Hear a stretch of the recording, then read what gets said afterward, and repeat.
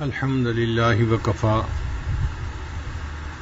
وسلام علی عبادہ الذین اصطفى اما بعد اعوذ باللہ من الشیطان الرجیم بسم اللہ الرحمن الرحیم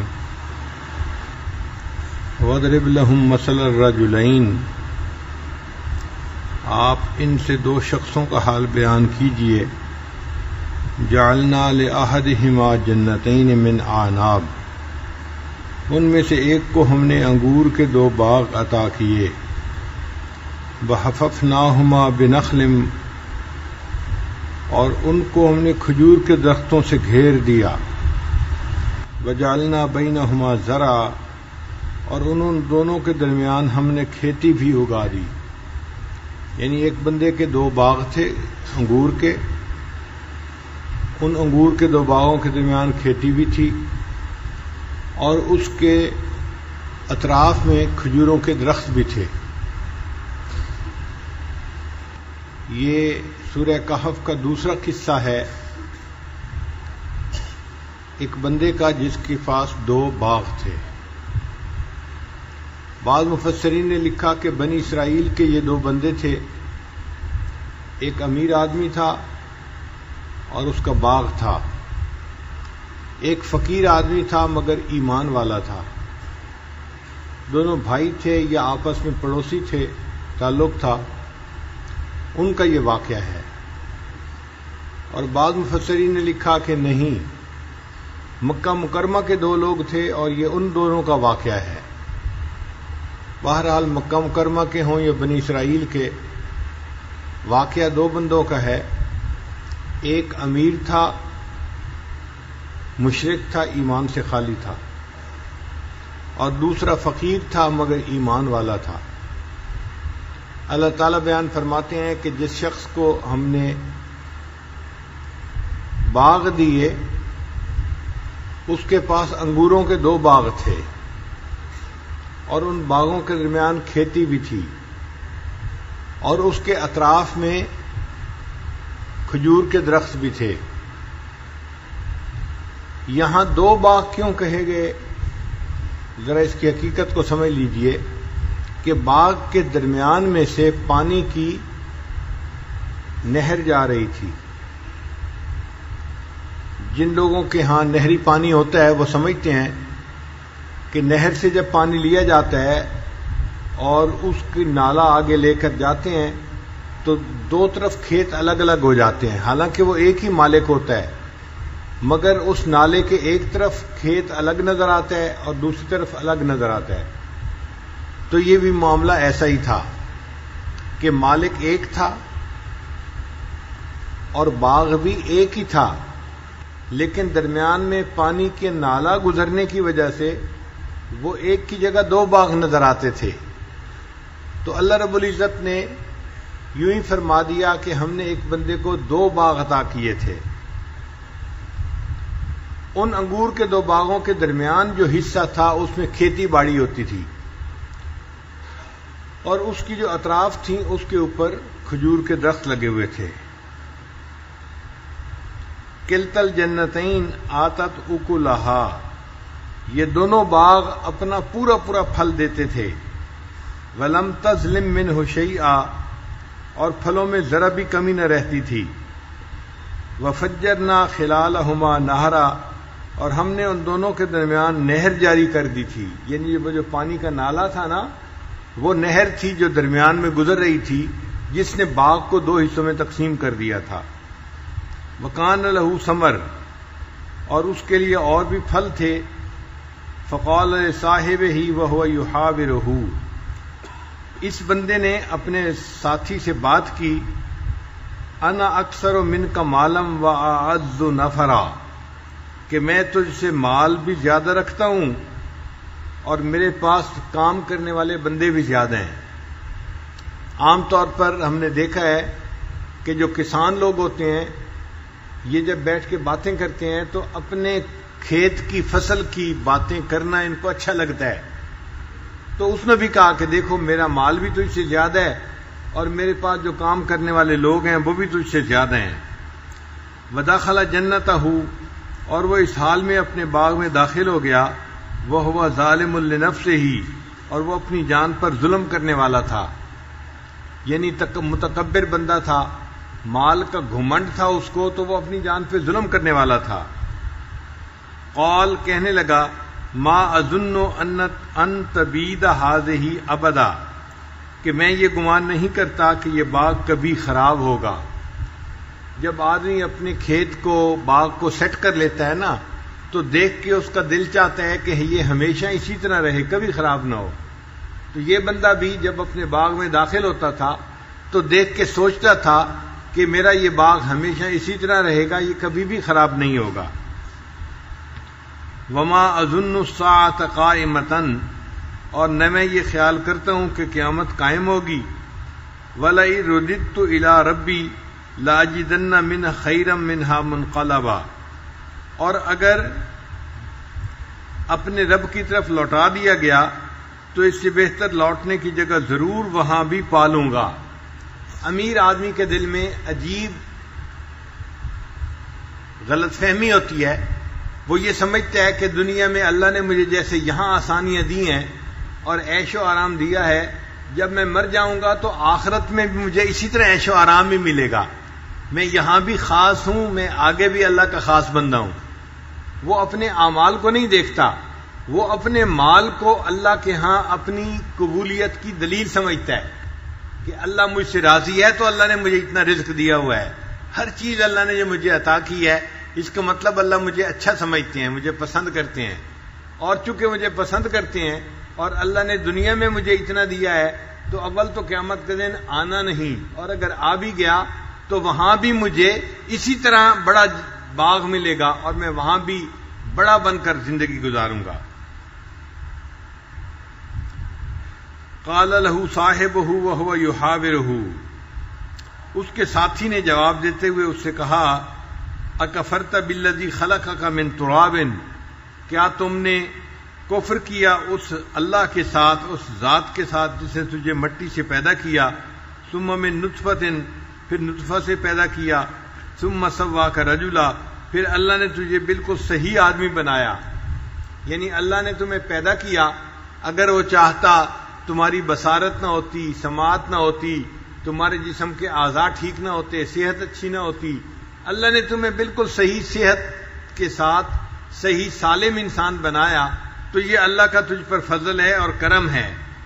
لَٰكِنَّ هُوَ اللَّهُ رَبِّي، تو میری بات تو یہ ہے کہ وہ اللہ میرا رب ہے، وَلَا أُشْرِكُ بِرَبِّي أَحَدًا، اور میں اپنے رب کے ساتھ کسی کو شریک نہیں ٹھہراتا۔ وَلَوْلَا إِذْ دَخَلْتَ جَنَّتَكَ، اور جب تو اپنے باغ میں داخل ہوا، قُلْتَ مَا شَاءَ اللَّهُ، تو تجھے چاہیے تھا کہ تو یہ کہتا کہ یہ اللہ کی طرف سے ہے، لا قوت الا باللہ، اللہ کے سوا کوئی قوت والا نہیں، ان ترنی انا اقل منک مالا و ولدا، اگر تو مجھے اس حال میں دیکھ رہا ہے کہ میں تجھ سے مال اور اولاد میں کم ہوں، فعسى ربی ان یؤتینی خیرا من جنتک، قریب ہے کہ میرا رب مجھے تجھ سے بہتر باغ عطا فرما دے، وَيُرْسِلَ عَلَيْهَا حُسْبَانًا مِّنَ السَّمَاءِ، اور تیرے باغ پر اللہ آسمان سے کوئی آفت بھیج دے، فَتُصْبِحَ صَعِيدًا زَلَقًا، جس کی وجہ سے تیرا باغ ایک میدان بن کر رہ جائے، اور يُصْبِحَ مَاؤُهَا غَوْرًا، اور اللہ تعالیٰ پانی کو زمین کے اندر نیچے اتار دے، فَلَن تَسْتَطِيعَ لَهُ طَلَبًا، پھر تو اسے طلب کرنے کی کوشش نہ کر سکے، یعنی تو پانی نکالنا بھی چاہے تو اتنا گہرا پانی ہو کہ تو پانی نکال ہی نہ سکے۔ ابھی تو تجھے وافر پانی مل رہا ہے نا، جس کی وجہ سے تیرے باغ میں پھل بھی ہے اور تجھے مال مل رہا ہے اور تیرے اندر تکبر آ گیا ہے۔ اللہ اس پانی کے لیول کو زمین میں اگر نیچے کر دے تو پھر تیرے باغ کا کیا بنے گا، پھر تیرا باغ خراب ہو جائے گا۔ وَأُحِيطَ بِثَمَرِهِ، اور اس کے پھلوں کو آفت سے گھیر دیا گیا، فَأَصْبَحَ يُقَلِّبُ كَفَّيْهِ عَلَىٰ مَا أَنفَقَ فِيهَا، اور اس حال میں اس شخص میں اس نے صبح کی کہ جو کچھ اس میں خرچ کیا تھا اس پر ہاتھ ملنے لگ گیا، وَهِيَ خَاوِيَةٌ عَلَىٰ عُرُوشِهَا، مفسرین نے لکھا ہے کہ ایک آگ لگی اور اس کے جو درخت تھے وہ سارے کے سارے اس میں جل گئے۔ یہ جو انگور کے درخت ہوتے ہیں نا، یہ سیزن میں تو سرسبز ہوتے ہیں، پھل دیتے ہیں، جب سیزن ختم ہو جاتا ہے تو اس کے پتے بالکل خشک ہو جاتے ہیں، بلکہ اس کو کاٹ دیا جاتا ہے تو باقی خشک لکڑی کی طرح درخت رہ جاتا ہے۔ اب جب آگ لگی تو وہ جو خشک لکڑی کی طرح درخت تھے وہ جل گئے اور اس کا باغ بالکل چٹیل میدان کی طرح بن گیا، اور اس نے پھلوں کو لٹکانے کے لیے جو اس کے اوپر چیزیں لگائی ہوئی تھیں وہ بھی جل کر نیچے گر گئیں۔ اب وہ افسوس کرنے لگا، میں نے تو اس باغ کو ڈیولپ کرنے کے لیے اتنا پیسہ خرچ کیا تھا، آگ لگ گئی، میرا پیسہ بھی ضائع ہو گیا اور میرا باغ بھی چلا گیا۔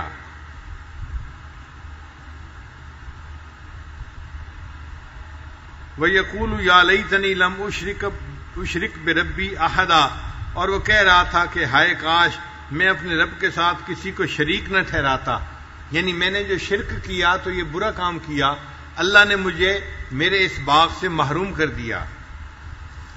وَلَمْ تَكُنْ لَهُ فِئَةٌ يَنْصُرُونَهُ، اور اس کے لیے ایسا کوئی گروہ نہ تھا جو اس کی مدد کرتا من دون اللہ، اللہ کے مقابلے میں، وَمَا كَانَ مُنْتَصِرًا، اور نہ وہ خود بدلہ لینے کے اوپر قادر تھا۔ یہ جو آیت مبارکہ ہے نا، یہ خاص معنی رکھتی ہے کہ اللہ تعالیٰ نے اس متکبر بندے کے باغ کو جلا دیا اور اس سے نعمت کو واپس لے لیا، اور فرمایا کہ جب ہم نے نعمت کو واپس لے لیا نہ کوئی اس کی مدد کرنے والا تھا اور نہ وہ کوئی بدلہ لے سکتا تھا۔ ہنالک الولایۃ للہ الحق، ایسے موقع پر اللہ کے سوا میں اللہ ہی کی مدد ہوتی ہے جو حق ہے۔ ہوا خیر ثوابا و خیر عقبا، وہ بہتر ہے ثواب کے اعتبار سے اور بہتر ہے انجام کے اعتبار سے۔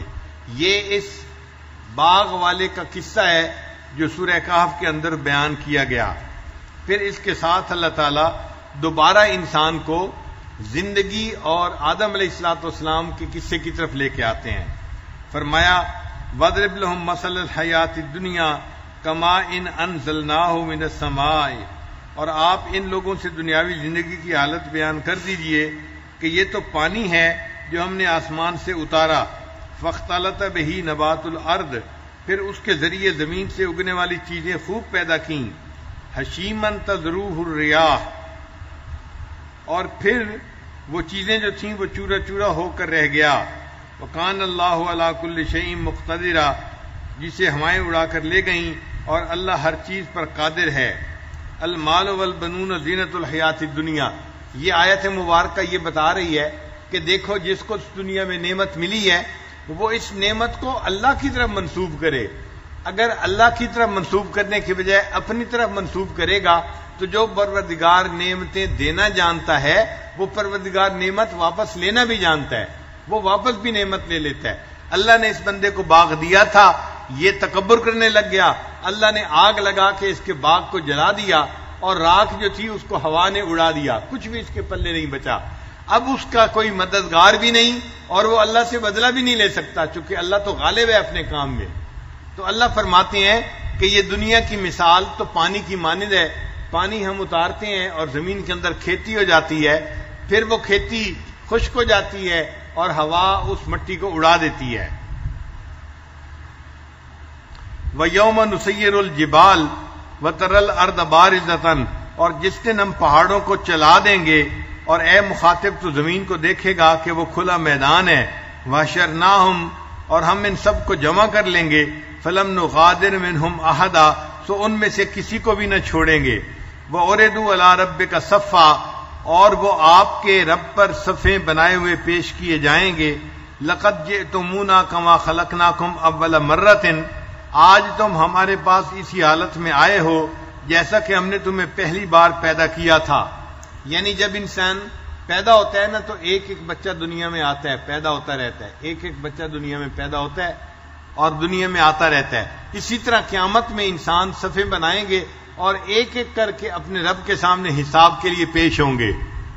جئتمونا فرادا کما خلقناکم اول مرۃ، ایک ایک کر کے اللہ کے سامنے پیش ہوں گے اور اپنے کیے کا حساب دیں گے اللہ کے سامنے۔ ووضع الکتاب، اور اعمال نامے رکھ دیے جائیں گے۔ فتر المجرمین، آپ مجرمین کو دیکھیں گے، مشفقین مما فی، کہ وہ اپنے نام اعمال کے اندر جو لکھے ہوئے گناہ ہوں گے ان کی وجہ سے ڈر رہے ہوں گے. وَيَقُولُونَ اور وہ یوں کہیں گے یا ویلتنا ما لِهَذَا الْكِتَابِ ہے ہماری بربادی یہ کیسی کتاب ہے لا یغادر صغیرۃ ولا کبیرۃ الا احصاها اس نے کسی چھوٹے یا بڑے گناہ کو نہیں چھوڑا. ووجدوا ما عملوا حاضرا اور جو انہوں نے دنیا میں کیا ہوگا اس سب کو اپنے نام اعمال میں حاضر پائیں گے. ولا یظلم ربک احدا اور تیرا رب تو کسی کے اوپر ظلم نہیں کرے گا. تو اللہ تعالیٰ نے آخرت کے بارے میں یہ چند آیات جو ہیں درمیان میں بیان فرما دی تاکہ دنیا سمجھے کہ صرف دنیا ہی کی زندگی تک بات نہیں ہے، اصل زندگی تو آخرت کی ہے اور ہمیں آخرت میں اپنے اعمال کا حساب اللہ کے سامنے دینا ہے. پھر اللہ تعالیٰ فرماتے ہیں وَإِذْ قُلْنَا لِلْمَلَائِكَةِ اسْجُدُوا لِآدَمَ اور جب ہم نے فرشتوں سے کہا کہ تم آدم کو سجدہ کرو فسجدوا ان سب نے سجدہ کر لیا الا ابلیس مگر ابلیس نے نہ کیا. کان من الجن وہ جنوں میں سے تھا. ففسق عن امر ربی اس نے اپنے رب کی نافرمانی کی.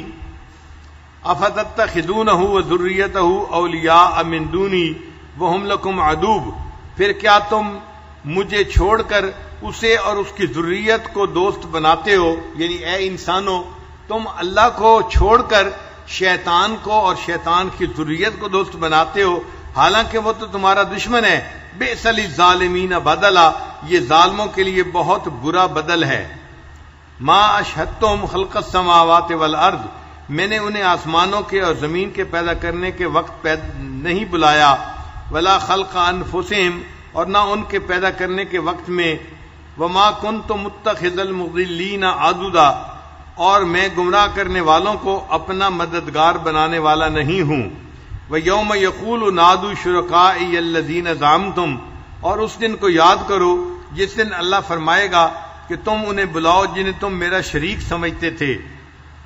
فَدَعَوْهُمْ پس وہ ان کو پکاریں گے.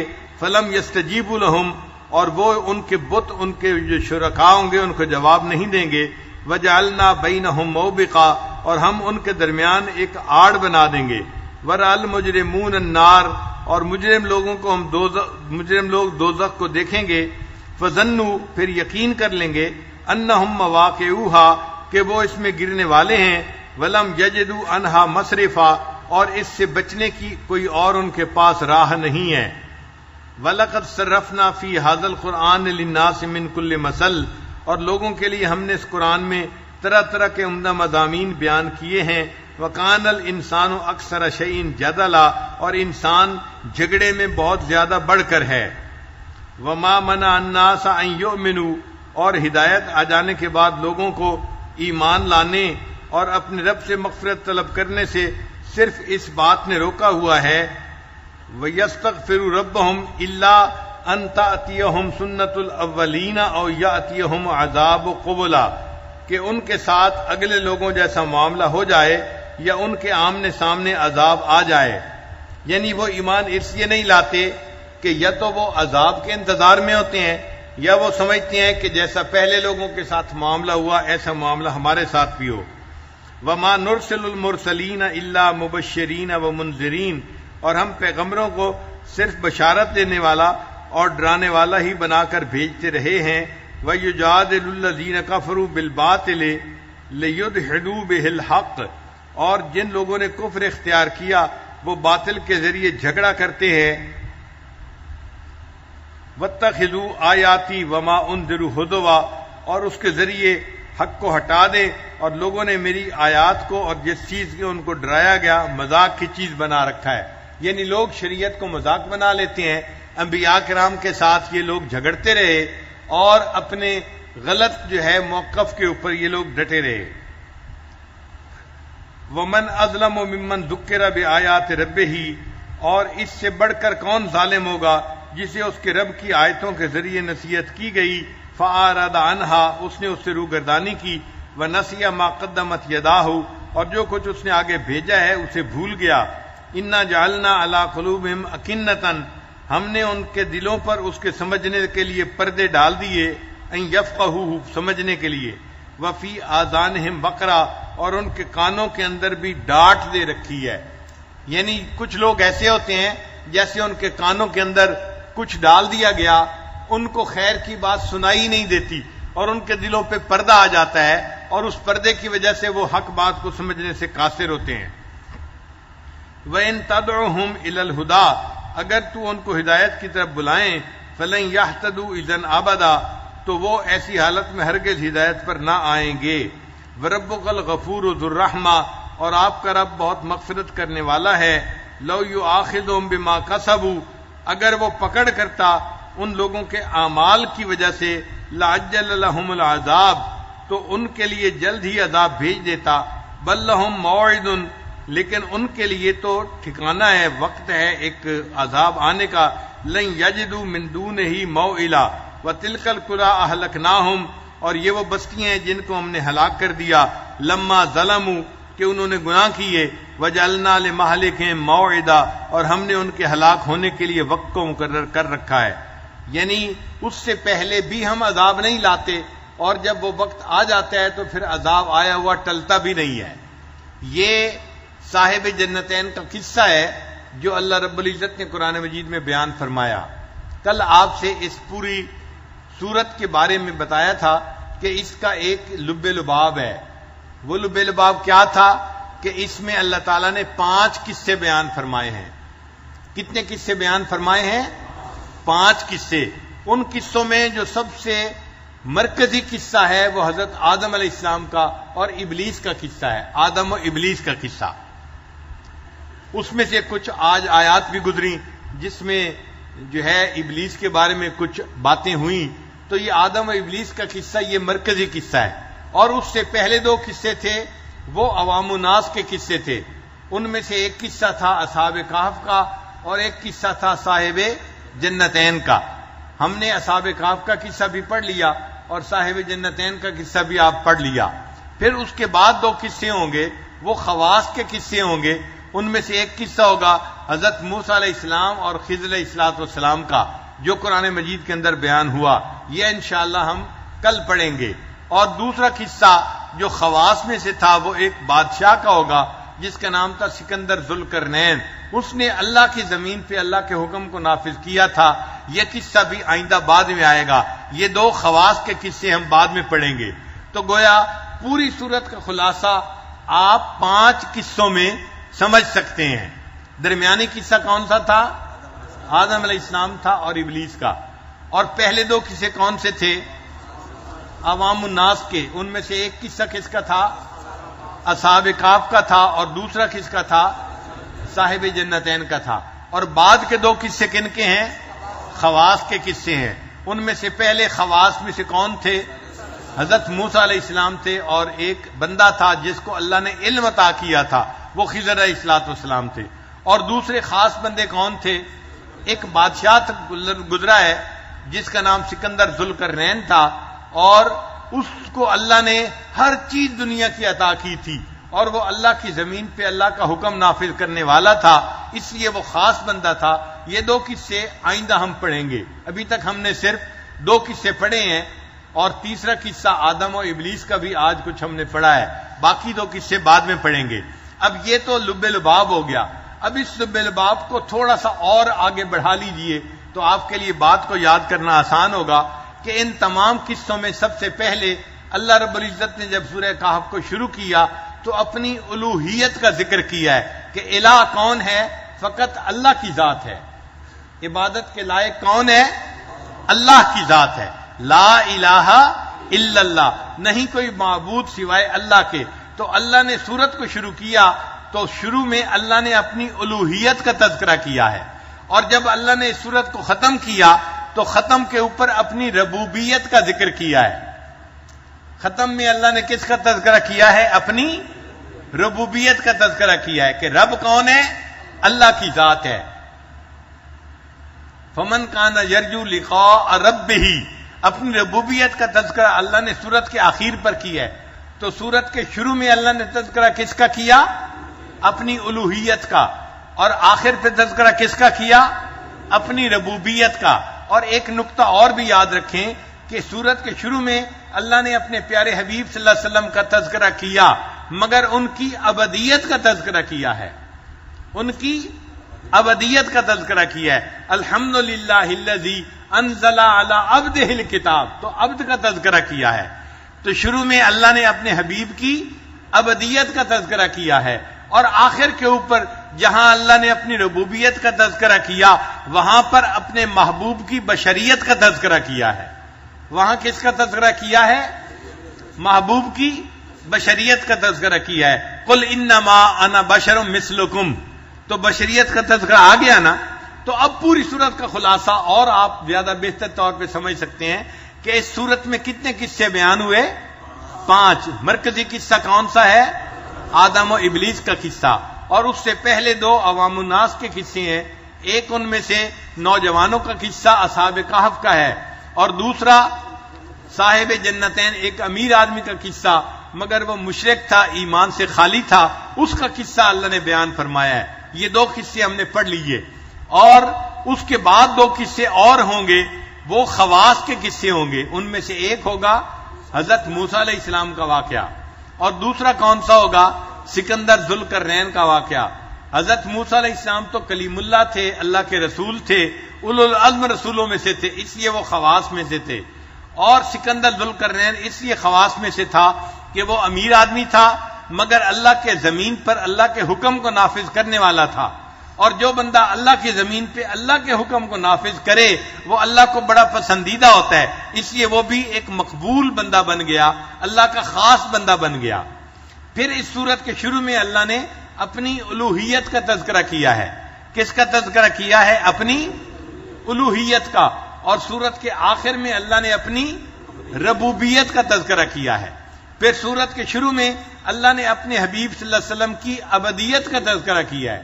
کس کا کیا ہے؟ ان کی ابدیت کا تذکرہ کیا ہے. اور سورت کے آخر میں اللہ نے اپنے حبیب صلی اللہ علیہ وسلم کی بشریت کا تذکرہ کیا ہے. یہ اب پوری سورت کا خلاصہ آپ کے ذہن میں گویا بیٹھ گیا. اب ہم ذرا چند نکات اور بھی اس کے بارے میں پڑھتے ہیں. سب سے پہلے نکات ہیں جو اللہ تعالیٰ ارشاد فرماتے ہیں الحمدللہ الذی انزل علی عبدہ الکتاب، کہ اللہ رب العزت نے اپنے پیارے حبیب صلی اللہ علیہ وسلم کے لیے عبد کا لفظ استعمال کیا ہے. انسان کے لیے سب سے بڑا مقام جو وہ دنیا میں پا سکتا ہے وہ ابدیت ہے. سب سے بڑی بلندی جو انسان اس دنیا میں حاصل کر سکتا ہے وہ بلندی کون سی ہے؟ ابدیت. اسی لیے انسان ذکر کرتا ہے تاکہ ذکر کی وجہ سے انسان کے اندر اللہ کی محبت آ جائے، اور اللہ کی محبت اس کے دل سے ماں سوا کی محبت کو ختم کر دیتی ہے، دنیا کی محبت مٹا دیتی ہے، مخلوق کی محبت کر دیتی ہے، دل اللہ کی محبت سے بھر جاتا ہے. اب یہ اللہ کی محبت جو ہے صرف اسی کا ہونا ہی مقصود نہیں ہے، بلکہ اس سے ایک قدم آگے ہے. وہ کیا؟ کہ جب یہ محبت دل میں آتی ہے اور بڑھ جاتی ہے پھر انسان اپنے محبوب کو راضی کرنا چاہتا ہے. محبت کی وجہ سے اپنے محبوب کو راضی کرنے کی فکر ہوتی ہے.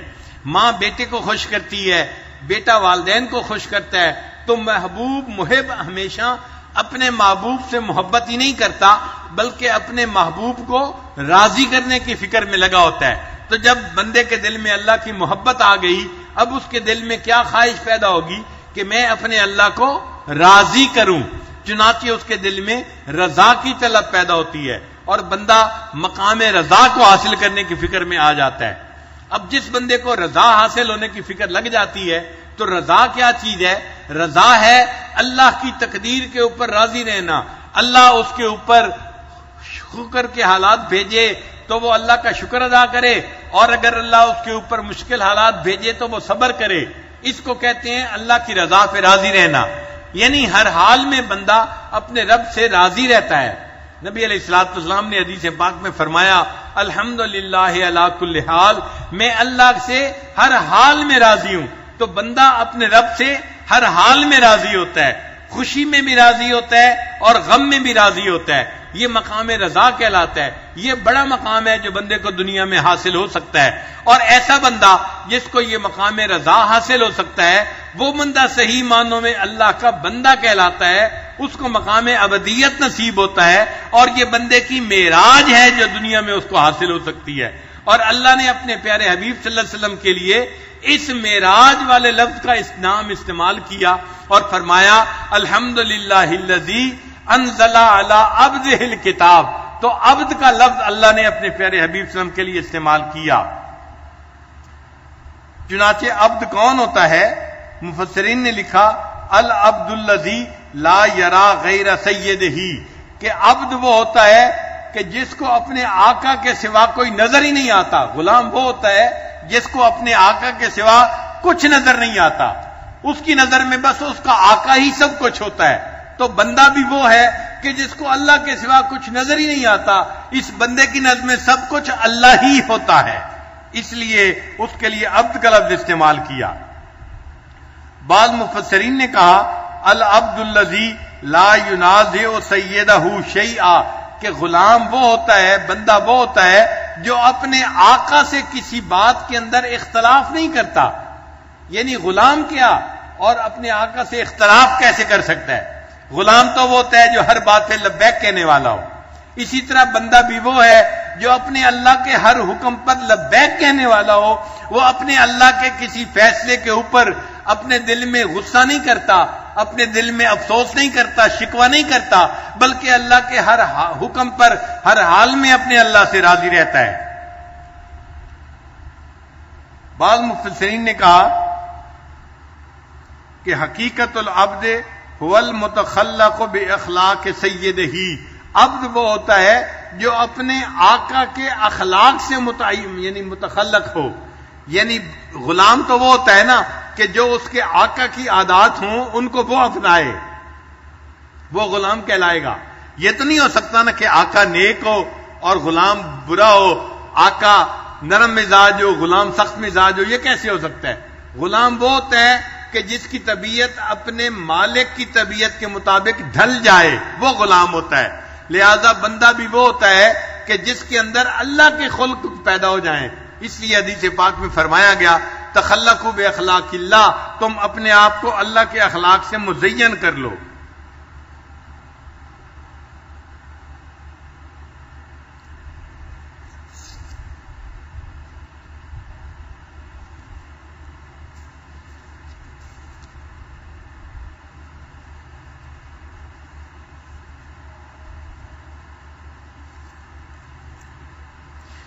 اللہ رب العزت نے سورت کو حمد کے ساتھ شروع کیا، تو ہمیں چاہیے کہ قولی، فعلی اور حالی ہر طرح کی حمد اللہ کے لیے ہونی چاہیے۔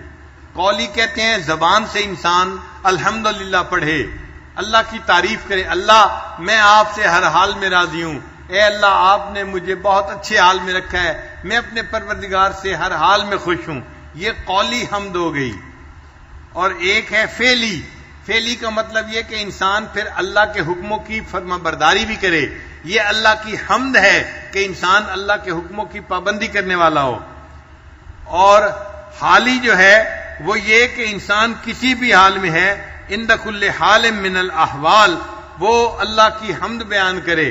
نبی علیہ السلام نے ارشاد فرمایا الحمدللہ علی کل حال، کہ میں اللہ سے ہر حال میں راضی ہوں۔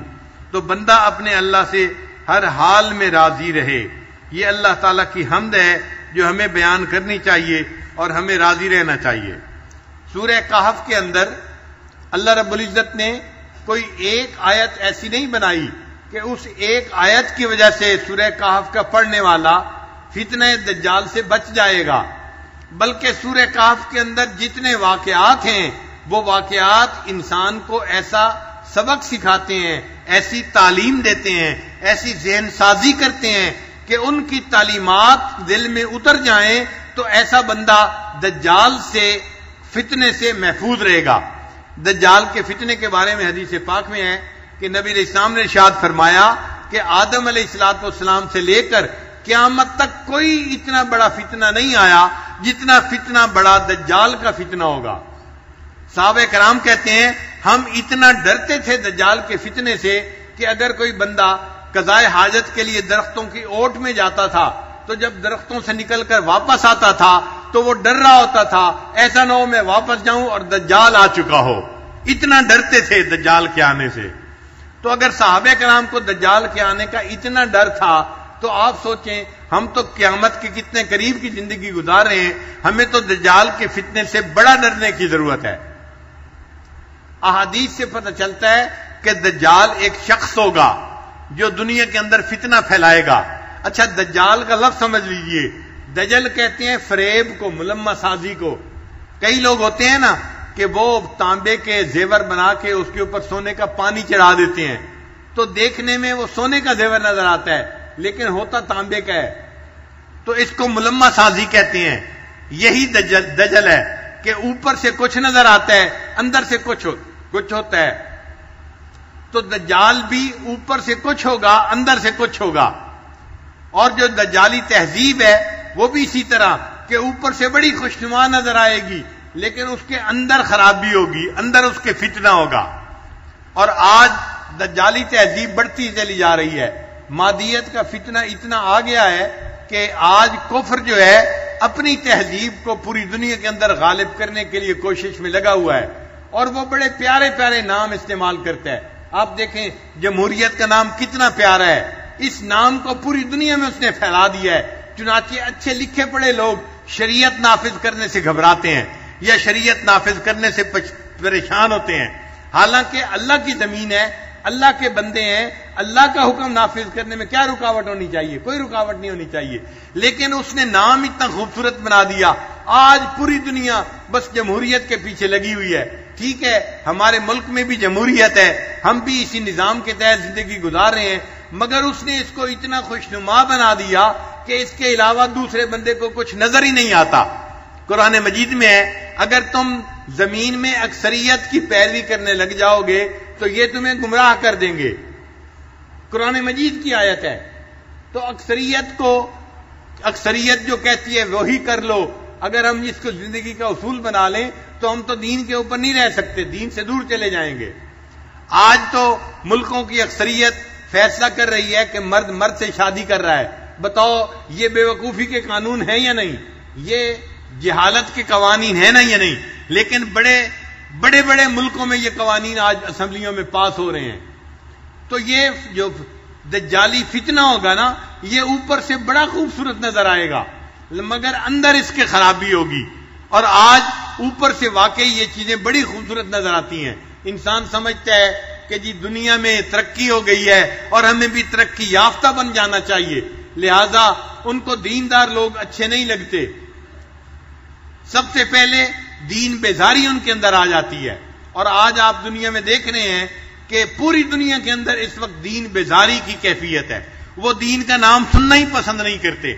حالانکہ دیندار لوگ اچھے لوگ ہوتے ہیں، اچھے اخلاق والے ہوتے ہیں، حقوق اللہ اور حقوق العباد دونوں کو پورا کرنے والے لوگ ہوتے ہیں، مگر ان کو دین کا نام ہی اچھا نہیں لگتا، دین والوں کی شکل ہی اچھی نہیں لگتی. اس لیے آپ دیکھیں جو دنیا کے لکھے پڑھے لوگ ہیں آج یہ کسی دیندار کو دیکھ لیتے ہیں تو ان کے دلوں کے اندر انقباض آ جاتا ہے. ان کو محسوس ہوتا ہے پتہ نہیں یہ کہاں سے جنگل کی بلا اٹھ کے آ گئی ہے. یہ ان کی غلط فہمی ہے اور ان کی گمراہی ہے کہ وہ دین سے دور ہوتے چلے جا رہے ہیں اور دین کی بجائے مادیت کو زندگی کا مقصد بناتے چلے جا رہے ہیں.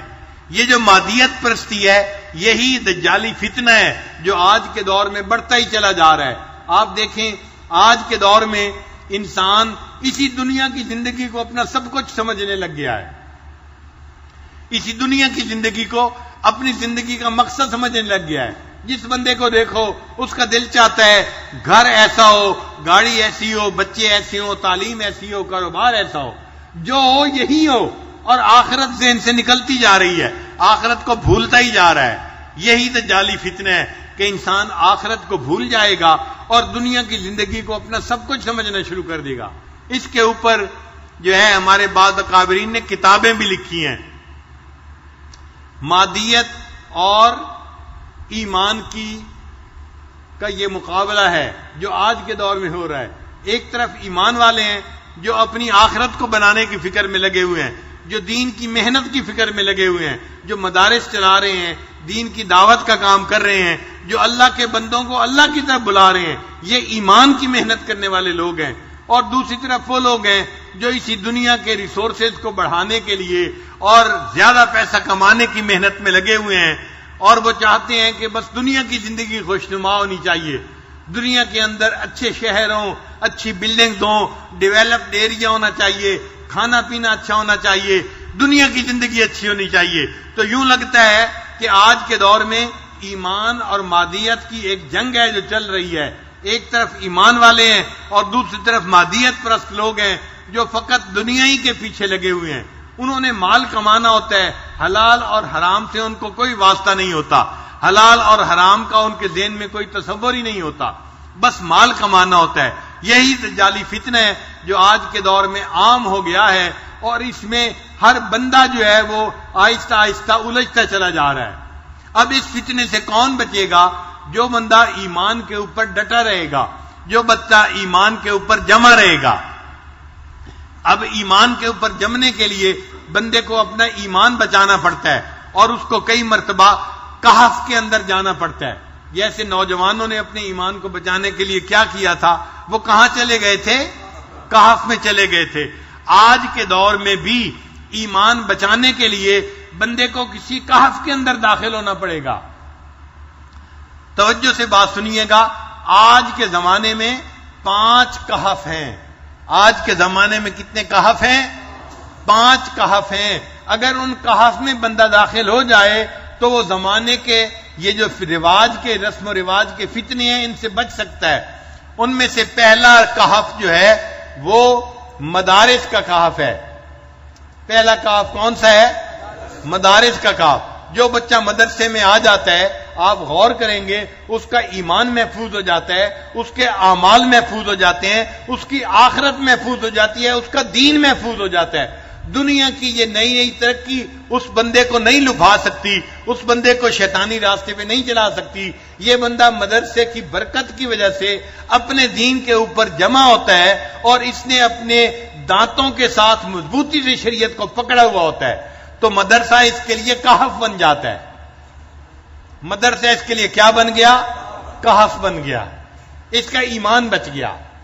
دوسرا کہف آج کے دور میں اللہ والوں کی خانقاہیں ہیں. جو لوگ اللہ والوں کے ساتھ بیعت ہو جاتے ہیں، نسبت کو جوڑ لیتے ہیں، وہ بھی ایک کہف میں داخل ہو جاتے ہیں. ہم نے دیکھا ہے وہ دفتروں میں کام کرنے والے ہیں، فیکٹریوں میں کام کرنے والے ہیں، مگر ان کے اندر دینداری آ جاتی ہے. وہ رسم و رواج کی طرف نہیں جاتے، وہ زمانے کی جو ہے فتنے فساد کی طرف نہیں جاتے، بلکہ اللہ کی محبت کی طرف بڑھتے ہیں اور دین کی زندگی گزارتے ہیں. ان کا بھی ایمان محفوظ ہو جاتا ہے اللہ اللہ کرنے کی برکت کی وجہ سے. تو یہ اللہ والوں کی خانقاہیں بھی آج کے دور میں ایک کہف کی مانند ہیں. ایک تیسرا کہف آج کے دور میں دعوت و تبلیغ کا کام ہے، جس کو ہم تبلیغی جماعت کہتے ہیں. یہ بھی کہف کی مانند ہے. ہم نے دیکھا ہے جو نوجوان جماعت میں جانا شروع کر دیتا ہے، سروزہ لگا لیتا ہے، چیلا لگا لیتا ہے یا 3 چیلے لگا لیتا ہے، وہ بھی دین کے اندر آ جاتا ہے. اس کی زندگی میں بھی دین آ جاتا ہے. وہ کاروباری ہو، وہ دکاندار ہو، وہ سبزی فروش ہو، یا وہ کسی فیکٹری میں کام کرنے والا مزدور ہو، لیکن جماعت میں جانے کی برکت سے دین اس کا اوڑھنا بچھونا بن جاتا ہے. اس کی اپنی زندگی بھی دین والی بن جاتی ہے، اور اس کے گھر کے بیوی بچے بھی دین والے بن جاتے ہیں. تو اس بندے کا دین بھی گویا تبلیغ میں آنے کی وجہ سے محفوظ ہو گیا. یہ تبلیغ اس کے لیے کیا بن گئی؟ کہف بن گیا. تو مدارس بھی کہف ہیں، خانقاہیں بھی کہف ہیں، اور دعوت و تبلیغ کا کام بھی کہف ہے. یہ کان کہف ہیں. اور ایک چوتھا کہف ہے، وہ قرآن مجید ہے. جو بندہ قرآن مجید کے ساتھ نتھی ہو جاتا ہے، قرآن مجید کو پڑھنا، سیکھنا، سمجھنا شروع کر دیتا ہے، تو قرآن مجید اس بندے کے دین کا محافظ بن جاتا ہے. تو قرآن مجید بھی کہف کی مانند ہے. آپ غور کریں، جو نوجوان مسجدوں میں درس قرآن ہوتا ہے ان میں جڑ جاتے ہیں اور درس قرآن روزانہ اٹینڈ کرتے ہیں، ان لوگوں کا دین محفوظ ہو جاتا ہے. حالانکہ وہ یونیورسٹیوں میں پڑھنے والے ہوتے ہیں، وہ کام کرنے والے ہوتے ہیں، بازاروں میں بیٹھنے والے ہوتے ہیں، لیکن درس قرآن کی وجہ سے ان کی زندگی محفوظ ہو جاتی ہے. عورتوں میں ہم نے اس کا اثر زیادہ دیکھا ہے. آج کے دور میں اگر آپ دیکھیں تو ہمارے ملک میں ہزاروں جگہوں پر درس قرآن، دورہ قرآن کے نام پر مستورات قرآن مجید کا ترجمہ پڑھا رہی ہوتی ہیں، اور بہت ساری آنٹیاں، نوجوان یونیورسٹی کی بچیاں جا رہی ہوتی ہیں اور پورا رمضان وہ درس قرآن سن کر گزارتی ہیں. ان عورتوں کا بھی ایمان محفوظ ہو جاتا ہے، دین محفوظ ہو جاتا ہے. قرآن ان کے لیے کہف بن جاتا ہے. قرآن نے ان کے ایمان کو بچا لیا زمانے کے فتنوں سے. اور 5واں کہف مکہ اور مدینہ ہے. جو بندہ آج کے دور میں مکہ اور مدینہ میں پہنچ جاتا ہے وہ بھی دجال کے فتنے سے بچ جاتا ہے۔ حدیث پاک سے ثابت ہے، نبی علیہ السلام نے ارشاد فرمایا دجال پوری دنیا کے اندر جائے گا اور اپنے فتنے کو پھیلائے گا، لیکن مکہ اور مدینہ کے اندر داخل نہیں ہو سکے گا۔ تو چونکہ حدیث پاک سے ثابت ہے کہ دجال مکہ اور مدینہ میں داخل نہیں ہو سکے گا، اس لیے مکہ اور مدینہ بھی کہف کی مانند ہو گئے، جو وہاں چلا جائے گا وہ دجال کے فتنے سے محفوظ ہو جائے گا۔ تو کتنے کہف دنیا کے اندر ہوئے؟ 5 کہف ہوئے۔ ایک کہف کون سا ہوا؟ مدرسے کے ساتھ جڑ جانا۔ چنانچہ آج کے دور میں یونیورسٹی کی بچیاں، کالج کی بچیاں، میڈیکل ڈاکٹر بچیاں جو مدارس کے ساتھ جڑ جاتی ہیں، وفاق کا نظام پڑھنا شروع کر دیتی ہیں، وہ ڈاکٹر بچیاں ہوتی ہیں مگر ان کی تہجد قضا نہیں ہوتی، ان کی نماز قضا نہیں ہوتی، وہ پردے دار، وہ بہت ہی زیادہ پاک دامن بچیاں بن جاتی ہیں۔ ان کی زندگی کے حالات پڑھتے ہیں تو حیران ہوتے ہیں کہ پہلے وقت میں تو بڑی بڑی جو ہے ولیہ عورتیں بھی ایسی زندگی نہیں گزارتی تھیں جیسی زندگی یہ نیک آج کی بچیاں گزار رہی ہیں۔ تو ان کے لیے یہ مدرسہ ایک کہف بن جاتا ہے جو ان کے ایمان کو بچا لیتا ہے۔ اور دوسرا کہف کون سا ہے؟ خانقاہ، اللہ والوں کی خانقاہیں جہاں بھی ہیں، یہ خانقاہیں بندے کو اللہ سے جوڑتی ہیں، اللہ کے ذکر سے جوڑ دیتی ہیں۔ ایسے لوگ رسم و رواج میں نہیں پڑتے بلکہ انقطاع عن المخلوق حاصل کرتے ہیں اور ترک دنیا کرتے ہیں، اور ذکر کی کثرت کی وجہ سے یہ اللہ کی طرف بھاگتے ہیں، ففروا الی اللہ کا مصداق بن جاتے ہیں، ان کا بھی ایمان محفوظ ہوتا ہے۔ اس لیے یہ خانقاہیں ان کے لیے بھی کہف کی مانند بن جاتی ہیں۔ اور تیسرا کہف کون سا ہوا؟ دعوت و تبلیغ کا کام۔ جو بندہ دعوت و تبلیغ کے ساتھ جڑ جاتا ہے، مقامی گشت کرتا ہے، بیرونی گشت کرتا ہے، سروزہ لگاتا ہے، شب جمعہ میں جانا شروع کر دیتا ہے، ہم اپنی آنکھوں سے دیکھتے ہیں اس بندے کا دین محفوظ ہو جاتا ہے۔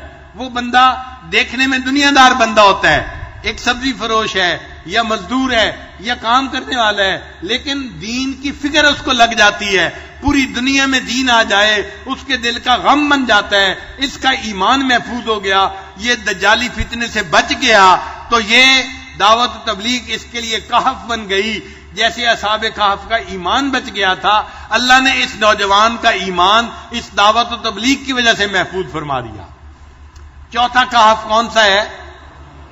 قرآن مجید ہے۔ جو بندہ دنیا کے جس ملک میں بھی ہو، اگر درس قرآن کے ساتھ جڑا ہوا ہے، اگر وہ قرآن مجید کا ترجمہ سیکھ رہا ہے، قرآن مجید کو سمجھ رہا ہے، قرآن مجید کی تعلیمات کے مطابق زندگی گزار رہا ہے، تو قرآن مجید کی برکت ایسی ہے، یہ قیمہ ہے، یہ کتاب انسان کو دین کے اوپر جما دیتی ہے، اس کی برکت سے اللہ اس کے دین کو محفوظ کر لیتے ہیں، لہذا قرآن مجید بھی بندے کے لیے ایک کہف بن جاتا ہے۔ اور پانچواں کہف کون سا ہے؟ مکہ اور مدینہ۔ یہ بھی اللہ نے ایسے شہر بنا دیے جو برکت والے شہر ہیں۔ پیارے حبیب صلی اللہ علیہ وسلم کی پیدائش مکہ مکرمہ میں ہوئی اور آپ صلی اللہ علیہ وسلم کی وفات اور آپ کا آرام مدینہ طیبہ میں ہوا۔ یہ دونوں شہر نبی علیہ السلام کے شہر ہیں اور یہ دونوں کہف ہیں۔ جو وہاں پہنچ جائے گا اللہ تعالیٰ دجال سے اس کی حفاظت فرمائیں گے اور اس بندے کا ایمان محفوظ ہو جائے گا۔ لہذا اب ہم اگر چاہتے ہیں کہ ہمارا ایمان محفوظ ہو تو ہمیں پہلا کام کیا کرنا پڑے گا؟ ہمیں کسی نہ کسی کہف کے ساتھ نتھی ہونا پڑے گا اپنے ایمان کو بچانے کے لیے۔ تو سورہ کہف کے جو 5 واقعات ہیں نا، ہر واقعے میں کوئی نہ کوئی سبق ہے۔ تو اصحاب کہف کے واقعے میں سبق کیا ہے کہ اے بندے، اگر تم اپنا ایمان بچانا چاہتے ہو زمانے کے جو ہے نا حالات سے، اور جو ہر طرف بے حیائی کا ماحول بڑھ رہا ہے اور کفر بے حیائی کو پھیلانے کے لیے کوششیں کر رہا ہے، تو تمہیں اپنے ایمان کو بچانے کے لیے کہف میں سے کسی نہ کسی کہف کے اندر جانا پڑے گا، تب تمہارا ایمان محفوظ ہو جائے گا۔ یہ بات سمجھ آ گئی؟ اب اگلا قصہ کون سا ہے؟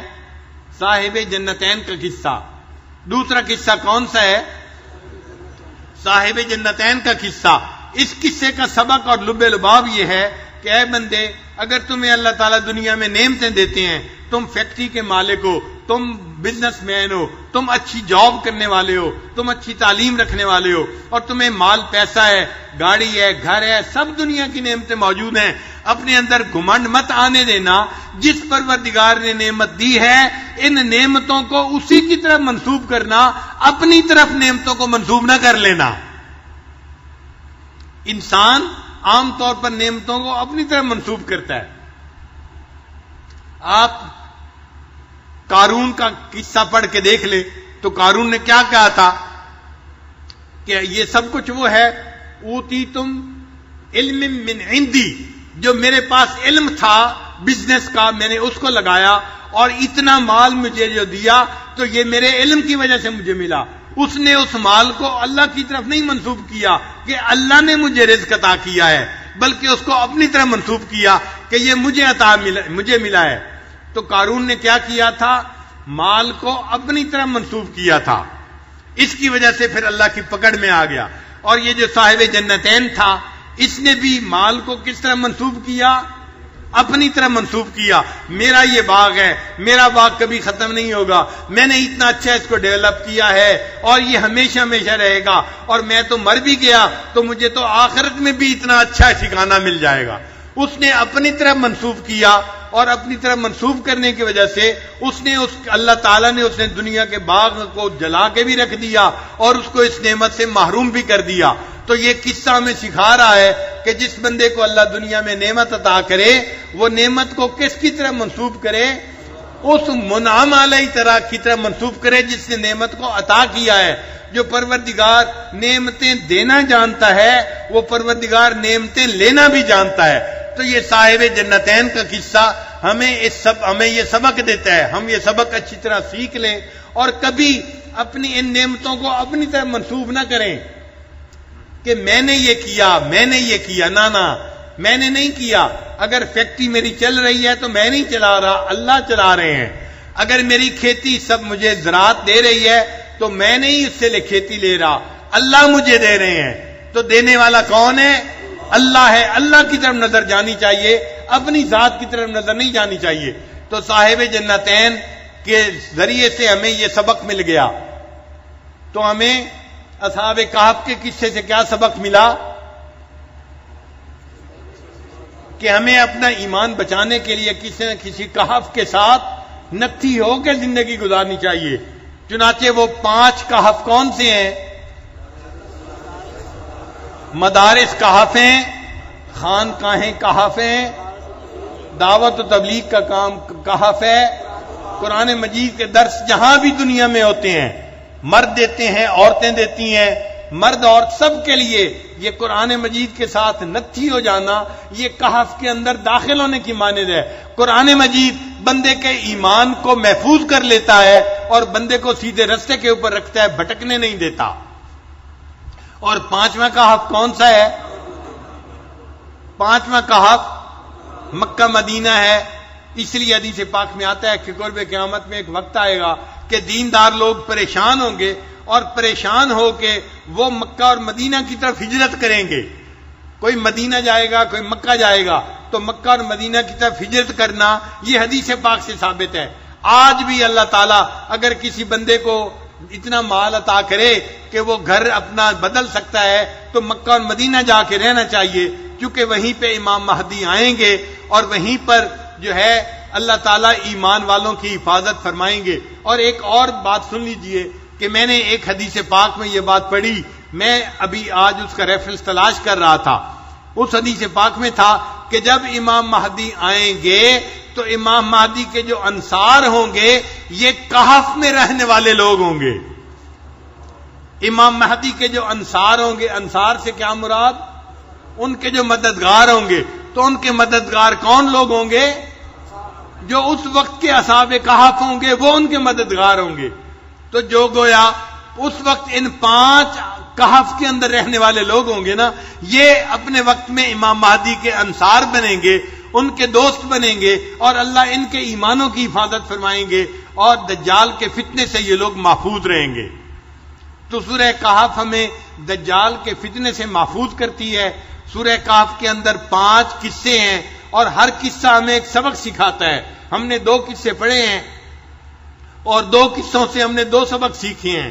ایک سبق ہم نے سیکھا ہے کہ اصحاب کہف کی طرح ہمیں اپنی زندگی میں کسی نہ کسی کہف کے ساتھ نتھی ہو کر رہنا ہے تاکہ ہمارے ایمان کی حفاظت ہو جائے. اور دوسرا سبق ہمیں صاحب جنتین کے قصے سے سیکھا.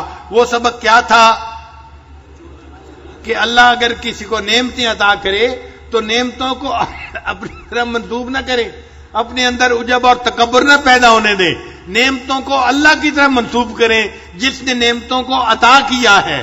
جو بندہ ایسا کرے گا وہ شکر ادا کرنے والا ہوگا, اس کا ایمان محفوظ رہے گا. اور جو ان کو اپنی طرف منسوب کرے گا یہ دجالی فتنے کے اندر جو ہے وہ گرفتار ہو جائے گا اور ایمان سے محروم ہو جائے گا. یہ 2 قصے آج ہم نے پڑھے اور ان 2 قصوں کے ساتھ ہم نے جو ہے آج ہم نے جو سبق سیکھا وہ بھی ہم نے دہرا لیا ہے. تیسرا قصہ تھا آدم و ابلیس کا. تو یہ قصہ ہمیں اپنی آخرت کی طرف یاد دلاتا ہے. اس کا لب لباب یہ ہے کہ ہم دنیا میں رہتے ہوئے فقط دنیا کی زندگی کو اپنا مقصد نہ سمجھیں, اپنی منزل نہ سمجھیں. منزل ہماری کچھ اور ہے. ہم خانہ بدوش لوگ ہیں. ہم کون ہیں؟ خانہ بدوش لوگ ہیں. ہمارا گھر جنت تھا, وہاں سے نکل پڑے اور ہم دنیا میں ایک جگہ سے دوسری جگہ رہتے پھر رہے ہیں. بالآخر جانا کہاں ہے؟ ہم نے جنت میں جانا ہے. ہم اپنے گھر کو نہ بھولیں. ایک وقت آئے گا جب ہم فوت ہو جائیں گے, پھر قیامت قائم ہوگی اور پھر اللہ تعالیٰ ایمان کے صدقے ہمیں ہمارے گھر میں واپس لوٹا دیں گے. ہم جنت میں واپس پہنچیں گے, وہ ہمارا ٹھکانہ ہوگا, وہ ہمارا مستقر ہوگا. وہاں پر ماں کے سینہ فی ہے ابدا, ہم ہمیشہ ہمیشہ نعمتوں میں زندگی گزارنے والے بن جائیں گے. تو تیسرا قصہ ہمیں یاد دلاتا ہے, اے لوگوں فقط دنیا کی زندگی کو اپنا سب کچھ نہ سمجھو اور دنیا سے دل نہ لگاؤ اور دنیا کے آرام اور دنیا کی عیش پرستی کے اوپر نہ ریجھ جاؤ, بلکہ اپنی آخرت کو یاد رکھنا اور اپنے اصلی گھر کو کبھی نہ بھولنا. تو 3 قصے ہم نے پڑھے اور 3 قصے ہمیں کیا کیا سبق یاد دلاتے ہیں. پہلا قصہ اصحاب کہف کا, وہ ہمیں سبق دیتا ہے کہ ہمیں زندگی گزارنی ہے تو کسی نہ کسی کہف کے ساتھ نتھی ہو کے زندگی گزارنی ہے. اور کہف کتنے ہیں؟ 5 ہیں. کون کون سے؟ مدارس, خانقاہیں, دعوت تبلیغ کا کام, قرآن مجید کا درس جہاں بھی ہوتا ہے, اور مکہ مدینہ. یہ 5 کہف ہیں. ہمیں ان کے ساتھ نتھی ہو کے زندگی گزارنی ہے. ہمارا ایمان محفوظ رہے گا اور ہم دجالی فتنے سے بچ کے زندگی گزار جائیں گے. اور دوسرا قصہ صاحب جنتین کا, وہ ہمیں کیا سبق سکھاتا ہے کہ اگر کسی بندے کو اللہ تعالیٰ دنیا کی نعمتیں عطا کرے تو ان نعمتوں کو وہ اپنی طرف منسوب نہ کرے, اپنے اندر عجب اور تکبر نہ پیدا کرنے دے, اپنے اندر بڑائی نہ پیدا کرے, بڑا بول نہ بولے, اپنے اندر گھمنڈ نہ پیدا کرے, بلکہ اللہ کی نعمتوں کی قدر دانی کرے, بے قدر نہ بنے, احسان فراموش نہ بنے, بلکہ اللہ کا احسان مند بنے اور کہے کہ میرے اللہ نے مجھے سب کچھ عطا کیا ہے, میں اس اللہ کا فرما بردار بندہ بن کے زندگی گزاروں گا. اور تیسرا قصہ جو آدم علیہ السلام کا ہے, وہ قصہ ہمیں کیا سبق سکھاتا ہے کہ ہم خانہ بدوش لوگ ہیں. ہمارا اصلی گھر کون سا ہے؟ جنت ہے. ہمیں جنت سے اللہ تعالیٰ نے امتحان کی خاطر دنیا میں بھیجا. ہم یہاں در بدر کی ٹھوکتے کھاتے پھرتے ہیں جیسے یہ خانہ بدوش لوگ ہوتے ہیں. آپ نے دیکھا ہے نا خانہ بدوش لوگوں کو, ایک جگہ گھر بناتے ہیں, پھر اپنا سب سامان اٹھا کے دوسری جگہ گھر بناتے ہیں, پھر تیسری جگہ گھر بناتے ہیں, چلتے پھرتے زندگی گزارتے ہیں. یہ دنیا کی زندگی ہماری بھی ایسی ہے کہ چند دن کی زندگی ہے. ہم نے بھی بس اپنی زندگی گزار کے بالآخر یہاں سے چلے جانا ہے. ہم نے یہاں دل نہیں لگانا. ہمارا دل اٹکے تو کہاں اٹکے؟ آخرت میں اٹکا ہوا ہو. التجافی عن دار الغرور والانابۃ الی دار الخلود, یہ ہماری کیفیت ہونی چاہیے. چنانچہ آدم علیہ السلام کا قصہ ہمیں اپنے اصلی گھر کی یاد دلاتا ہے. ہم اپنے اصلی گھر کو یاد رکھیں. اللہ تعالی ہمیں دنیا میں نیکوکاری کی زندگی گزارنے کی توفیق عطا فرمائے، اور جب ہماری موت آئے اللہ ہمیں ایمان کے ساتھ یہاں سے جانے کی توفیق عطا فرمائے، اور قیامت کا حساب اللہ آسان فرمائے، اور ہمارے لیے اللہ تعالی جنت میں داخلہ آسان فرمائے. وآخر دعوانا